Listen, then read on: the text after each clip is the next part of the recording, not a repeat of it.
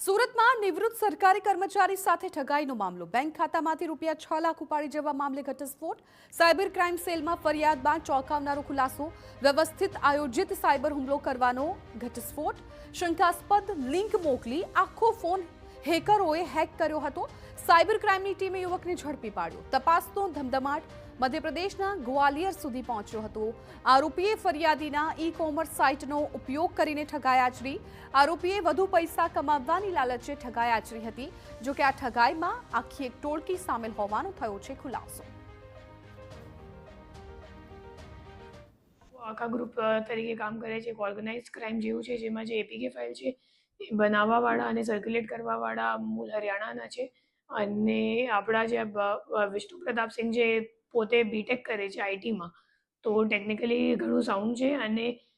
અગાઉ પણ દ્વારકામાં જામખંભાલિયા પોલીસ સ્ટેશનમાં પકડાયેલ છે અને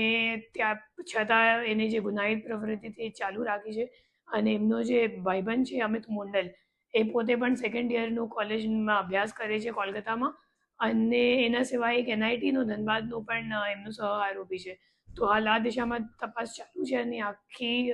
જે એમની ગેંગ છે એમને પકડવા માટે અમે લોકો પ્રયત્ન કરી રહ્યા છીએ